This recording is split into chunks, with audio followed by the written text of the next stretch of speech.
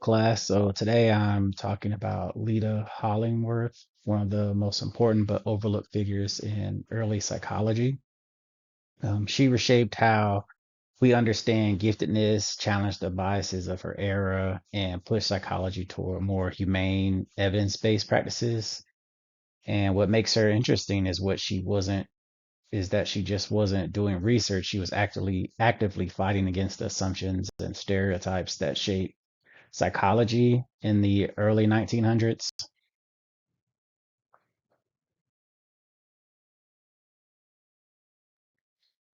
Now, the reason why Hollingworth matters is because she was the first psychologist to systematically study highly gifted children. And at the time, most researchers were focused on deficiency, mental retardation, feeble mindedness, and the eugenics movement. Gifted kids were basically ignored or treated like curiosities. And she flipped that script. She also challenged stereotypes about both giftedness and gender, while many psychologists use IQ tests to justify social hierarchies. Hollingworth used them to correct misdiagnosis and advocate for children who were misunderstood. Her work pushed psychology toward a more ethical and humane direction, and her research pushed against the prevailing belief that intelligence determined social value.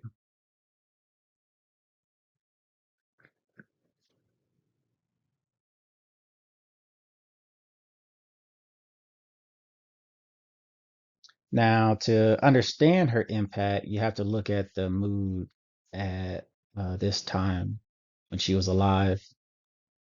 IQ testing was exploding, and eugenics was the mainstream of what psychologists and psychology was talking about. Now, eugenics is the study of how to arrange reproduction within a human population to increase the occurrence of heritable characteristics regarded as desirable, such as higher intelligence.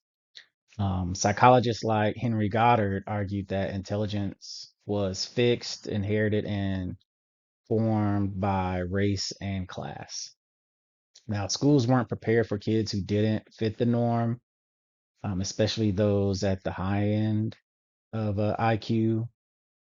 So Hollingworth's work directly challenged these ideas, and she rejected the idea that IQ scores justified social inequality and criticized the misuse of tests to separate or segregate people. She also pushed back against sexist claims that women were intellectually unstable. So she wasn't just doing research, she was pushing against the dominant worldview of her time.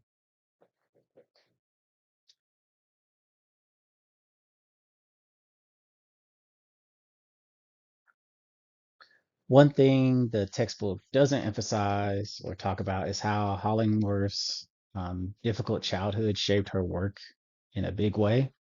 Her mother died when she was 3, and her father abandoned the family. And when her father returned several years later, he brought an emotionally abusive stepmother with him. And so, because of that, school became her refuge. That early instability made her sensitive to children's emotional lives, especially those who felt isolated or misunderstood. And because of that, you can see that empathy in her research when she's working with children because she wasn't just treating them like experiments or some kind of data points.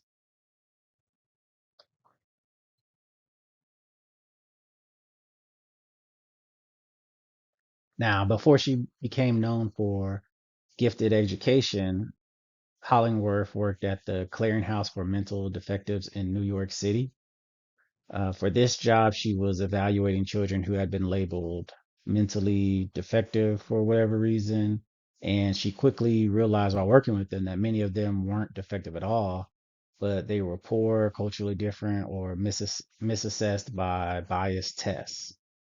This put her in direct conflict with eugenist psychologists like Goddard, who used IQ tests to justify institutionalization and sterilization. Hollingworth argued that tests should serve children, not categorize them, and that was a radical stance at the time, especially for a woman who's a psychologist. In 1918, she created what is believed to be the first university course on gifted children. Her book, Gifted Children, Their Nature and Nurture, became the foundation of gifted education, which is still being taught today. She emphasized that gifted children have academic, social, and emotional needs that are different from their peers. And she argued that schools need to adapt to them, not the other way around. This was a major shift from the idea that gifted kids would be fine on their own because of how well they learn. And she basically created the blueprint for modern gifted education.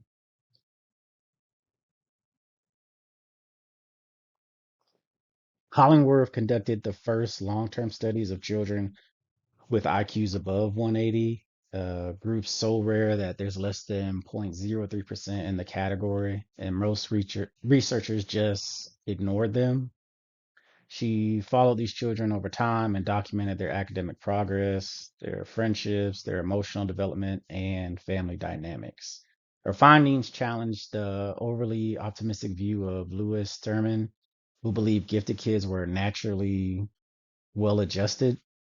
Hollingworth found that extreme giftedness came with real challenges, boredom, isolation, and a lack of intellectual peers. I mean, you could just imagine yourself with with a college or even high school knowledge or learning, and then having to sit in a second grade class, how you would act out in class if you were that smart or had a high IQ.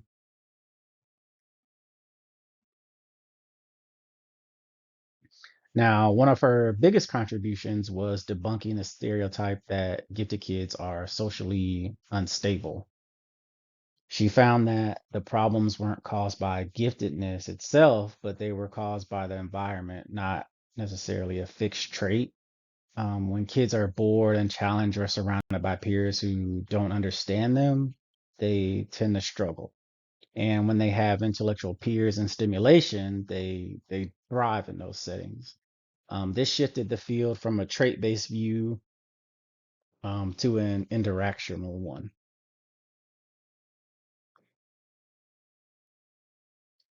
One of Hollingworth's most famous case studies is from 1917, The Psychology of a Prodigious Child. It is one of the earliest detailed examinations of a profoundly gifted child. She documented the child's loneliness, emotional intensity, and the mismatch between his abilities and the school environment. Now, this case helped establish the idea that giftedness isn't just about high test scores, it's about a whole developmental profile that includes emotional and social needs.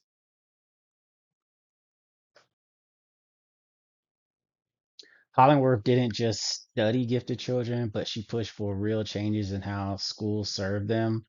She advocated for ability grouping, acceleration, enrichment, and specialized curriculum.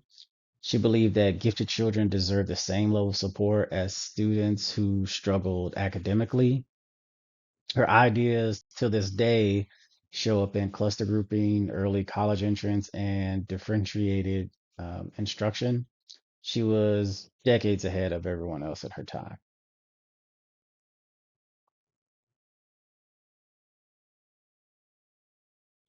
Now, she also made a lot of major contributions to the psychology of women. Functionalists and Darwinian theorists argued that women were biologically unstable. Hollingworth's empirical data disproved these claims, shifting the debate toward evidence based gender research. She tested claims that women intelligence fluctuated during menstruation and found no evidence at all to support that. She also challenged the variability hypothesis, which claimed that men showed more variation in ability than women. Now, this was one of the earliest scientific challenges to gender stereotypes in psychology.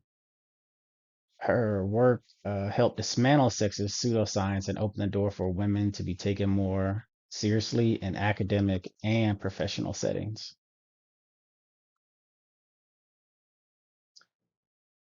Hollingworth also played a key role in shaping applied psychology in real profession. She advocated for certification, ethical standards, and proper training for psychologists. And her work helped establish psychology as a field that required expertise and accountability, not just enthusiasm or intuition. She also noticed that gifted girls face unique challenges um, than what boys did. Many were encouraged to hide their abilities or pursue more acceptable roles for women. Hollingworth documented how cultural expectations limited girls' opportunities and argued that society, not biology, was holding them back.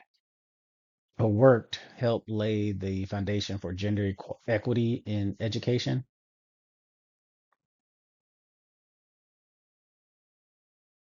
Hollingworth's influence is everywhere today. Modern gifted education programs, research on twice exceptional students, and the focus on social emotional needs all trace back to her work. She also helped shape gender equity research and developmental psychology. Even today, psychologists and educators still rely on her findings to understand how gifted children learn and develop.